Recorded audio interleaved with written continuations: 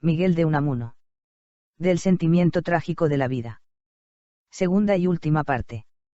8 de Dios a Dios. No creo que sea violentar la verdad decir que el sentimiento religioso es sentimiento de divinidad y que solo con violencia del corriente lenguaje humano puede hablarse de religión atea.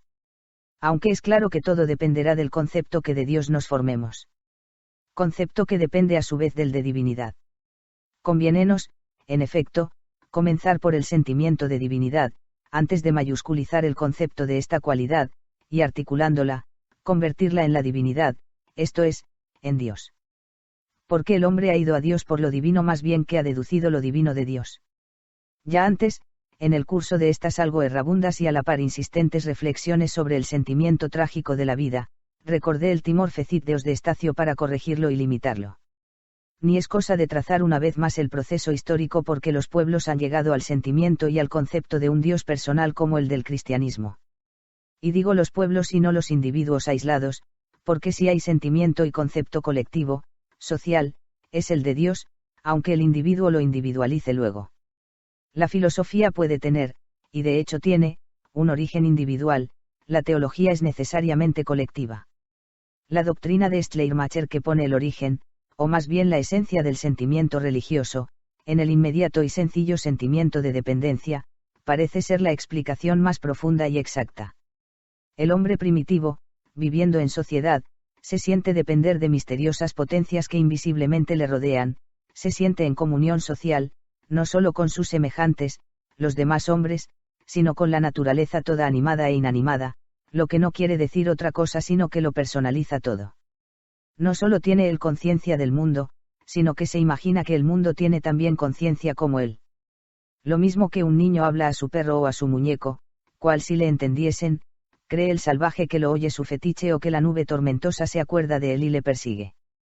Y es que el espíritu del hombre natural, primitivo, no se ha desplacentado todavía de la naturaleza, ni ha marcado el lindero entre el sueño y la vigilia, entre la realidad y la imaginación.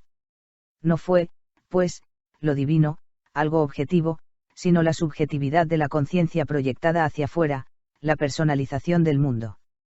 El concepto de divinidad surgió del sentimiento de ella, y el sentimiento de divinidad no es sino el mismo oscuro y naciente sentimiento de personalidad vertido a lo de fuera.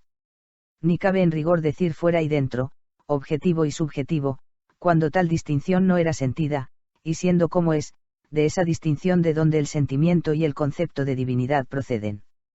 Cuanto más clara la conciencia de la distinción entre lo objetivo y lo subjetivo, tanto más oscuro el sentimiento de divinidad en nosotros. Hase dicho, y al parecer con entera razón, que el paganismo helénico es, más bien que politeísta, panteísta. La creencia en muchos dioses tomando el concepto de Dios como hoy le tomamos, no sé que haya existido en cabeza humana. Y si por panteísmo se entiende la doctrina no de que todo y cada cosa es Dios, proposición para mí indispensable, sino de que todo es divino, sin gran violencia cabe decir que el paganismo era politeísta. Los dioses, no solo se mezclaban entre los hombres, sino que se mezclaban con ellos, engendraban los dioses en mujeres mortales, y los hombres mortales engendraban en las diosas a semidioses. Y si hay semidioses, esto es, semihombres, es tan solo porque lo divino y lo humano eran caras de una misma realidad. La divinización de todo no era sino su humanización. Y decir que el sol era un dios equivalía a decir que era un hombre, una conciencia humana más o menos agrandada y sublimada. Y esto vale desde el fetichismo hasta el paganismo helénico. En lo que propiamente se distinguían los dioses de los hombres era en que aquellos eran inmortales. Un dios venía a ser un hombre inmortal, y divinizar a un hombre, considerarle como a un dios, era estimar que, en rigor, al morirse no había muerto. De ciertos héroes se creía que fueron vivos al reino de los muertos. Y este es un punto importantísimo para estimar el valor de lo divino. En aquellas repúblicas de dioses había siempre algún dios máximo, algún verdadero monarca. La monarquía divina fue la que, por el monocultismo, llevó a los pueblos al monoteísmo. Monarquía y monoteísmo son, pues, cosas gemelas. Zeus, Júpiter, iba en camino de convertirse en Dios único, como en Dios único, primero del pueblo de Israel, después de la humanidad y, por último, del universo todo, se convirtió Yahvé, que empezó siendo uno de entre tantos dioses. Más libros en audio en www.bibliotecaenaudio.com Como la monarquía, tuvo el monoteísmo un origen guerrero. Es en la marcha y en tiempo de guerra, dice Robertson Smith, de Prophets of Israel, Let. Y, cuando un pueblo nómada siente la instante necesidad de una autoridad central, y así ocurrió que en los primeros comienzos de la organización nacional en torno al santuario del Arca, Israel se creyó la hueste de Jehová. El nombre mismo de Israel es marcial y significa Dios pelea, y Jehová es en el Viejo Testamento Yahvé Tsebaot, el Jehová de los ejércitos de Israel.